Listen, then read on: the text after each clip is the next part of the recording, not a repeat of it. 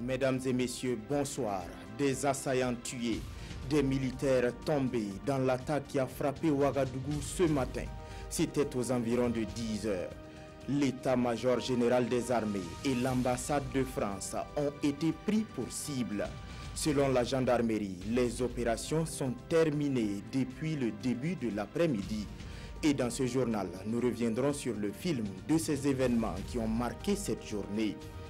En plus des faits dramatiques, il sera question dans ce journal du bilan du projet d'électrification rurale entrepris par le gouvernement et ses partenaires.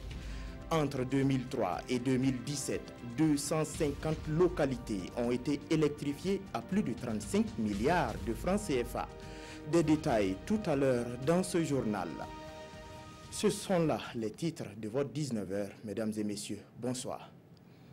Ouagadougou a encore été frappé par une attaque terroriste. Et cette fois-ci, c'est une attaque simultanée qui a eu lieu à l'ambassade de France et à l'état-major général des armées.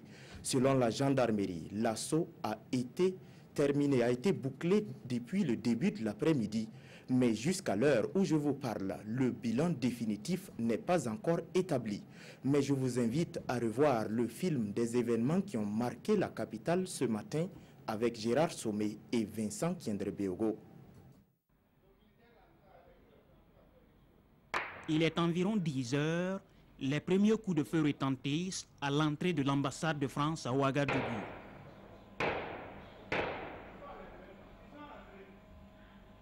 Les tirs s'intensifient par la suite.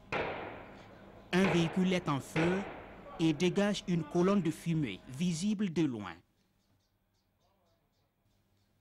Une voix s'écrie « Allah Akbar » à plusieurs reprises, pendant que les tirs continuent.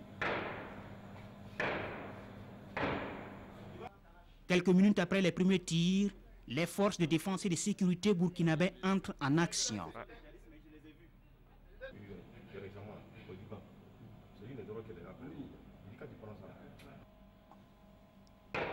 Pendant plus d'une heure, les tirs se poursuivent, parfois sporadiques. Vers 11h30, ces hélicoptères arrivent et débarquent des hommes armés, apparemment les forces spéciales françaises.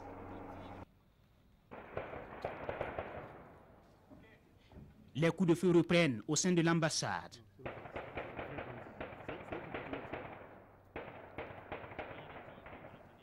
Pendant tout ce temps, d'autres tirs sont rapportés à plusieurs endroits de la ville, dont l'état-major général des armées.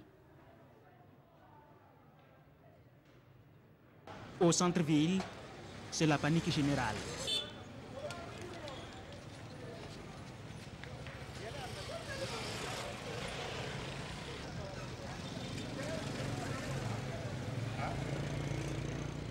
Une attaque simultanée à des endroits stratégiques de la capitale.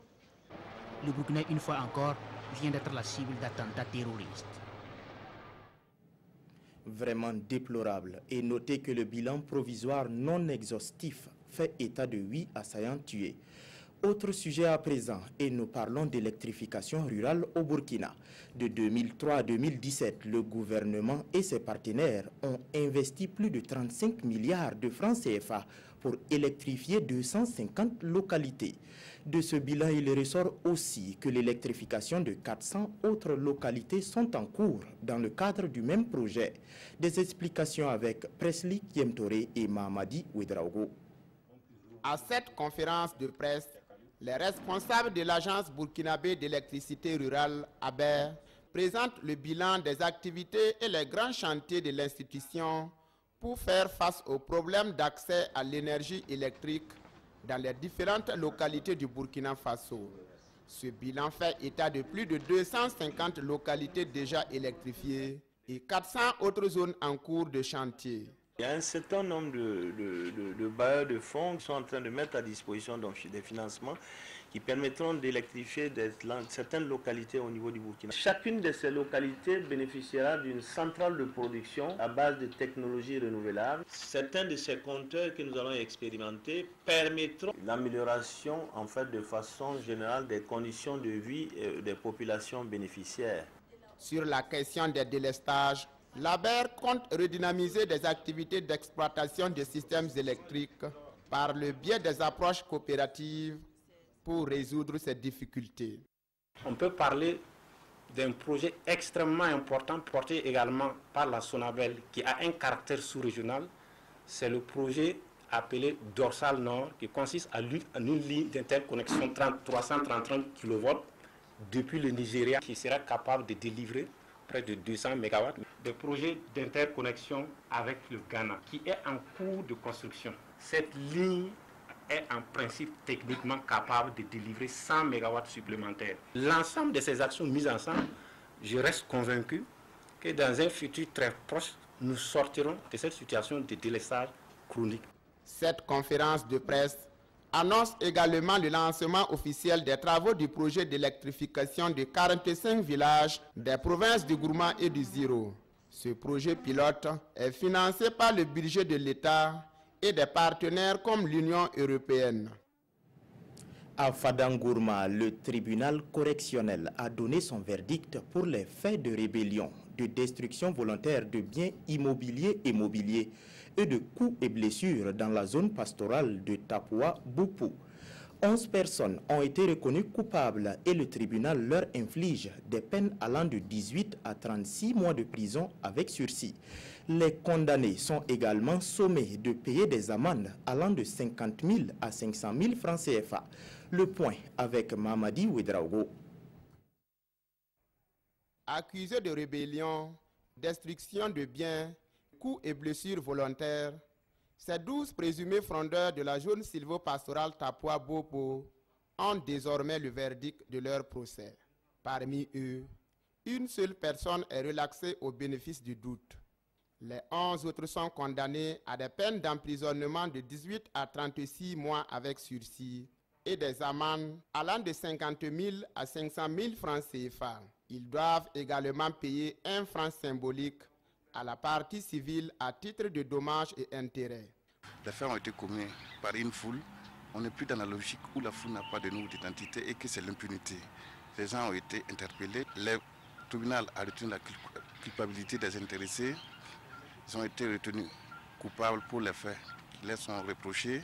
Ils ont bénéficié des dispositions bienveillantes de l'article 694 de notre code de procédure pénale. Donc, c'est un procès qui donne une leçon à retenir. C'est que la foule a des devoirs, la foule a des droits, mais lorsque la foule est en faute, elle doit être punie.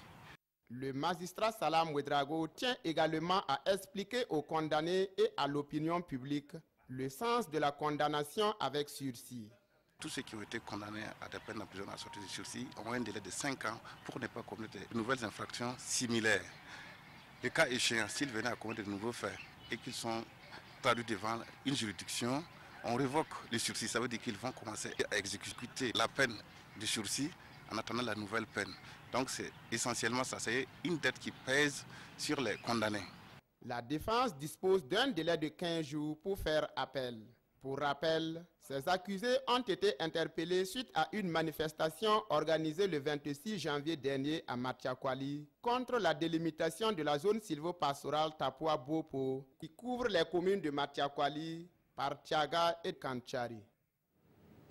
Prenons à présent la direction de Dandé dans la région des Hauts-Bassins où la société Sim Burkina exploite le calcaire de cette localité.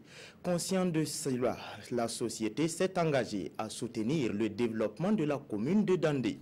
L'entreprise a ainsi lancé un plan d'action de la responsabilité sociale de Sim Burkina dans la commune. Des détails avec Hassan Gourabou et Moussa Sano. Site de la carrière d'extraction de calcaire de Dandé. Sim Burkina, l'entreprise qui exploite cette carrière, lance ici son plan d'action de la responsabilité sociale dans la commune. Un plan élaboré en partenariat avec Naturama, la Fondation des Amis de la Nature. C'est un plan d'action qui décline les principales réalisations que Sim Burkina se propose de faire sur la durée de 2018 à 2022. Et les acteurs, les parties prenantes, les catégories d'acteurs ont souhaité que ce plan d'action de 5 ans soit, j'allais dire, composé essentiellement de 4 partie principale.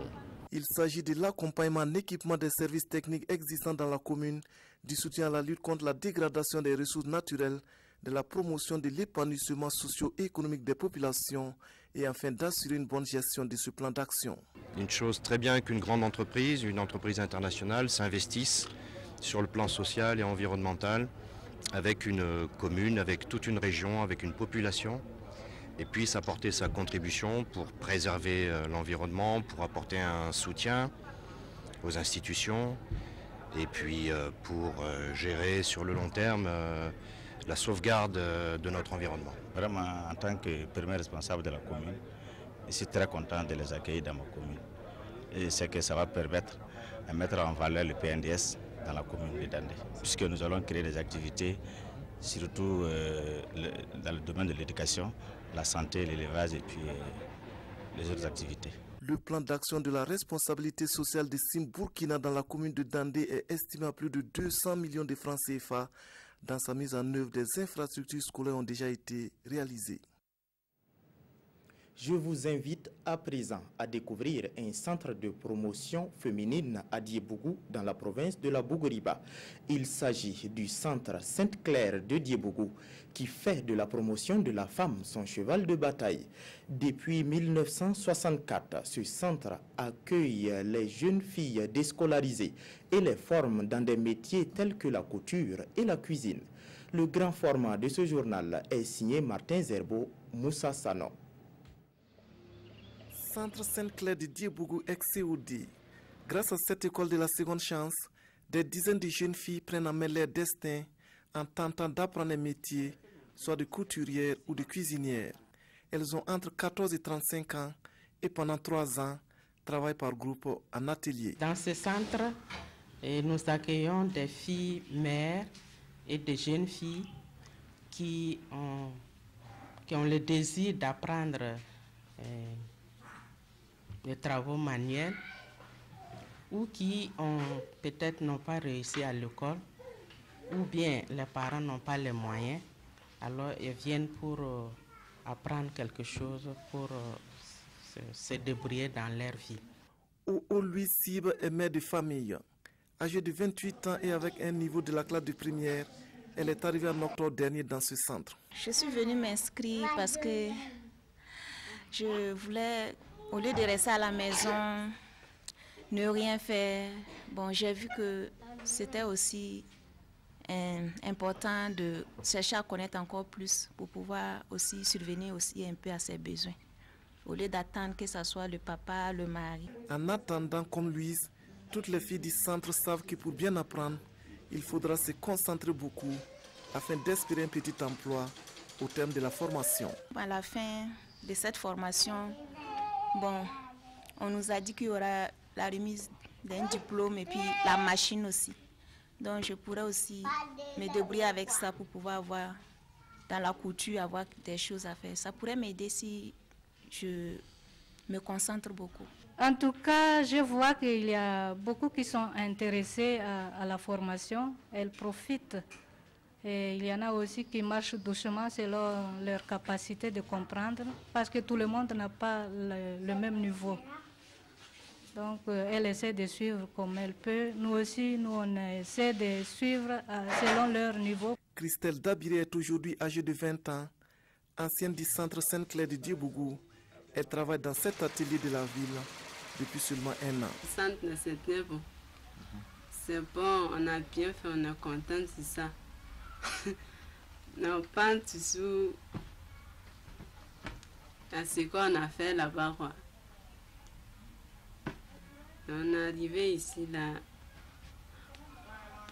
Le centre avec ce que nous on fait ici, là, il y a une différence un peu. Mais quand tu as la maîtrise là-bas, quand tu viens ici, c'est plus facile de connaître le travail. Elle a appris d'autres choses, donc maintenant elle comprend un peu. Elle arrive à monter les complets un peu. Le travail du centre Sainte-Claire est bien apprécié par les autorités, notamment celle en charge de la promotion de la femme, de la solidarité nationale et de la famille de la province de la Bougoriba. Quand vous allez dans beaucoup de bars à Bobo, vous allez retrouver la plupart du cas, c'est des jeunes filles de la localité. Les filles de Bapla, c'est des filles de Navielgan qui sont là-bas. Et également, si elles ne sont pas dans les bars, elles sont des domestiques dans les domiciles, à Boubou et à Ouaga également. Donc ce type de centre, franchement, c'est le bienvenu pour nous, parce que ça nous aide également à lutter contre ce phénomène-là.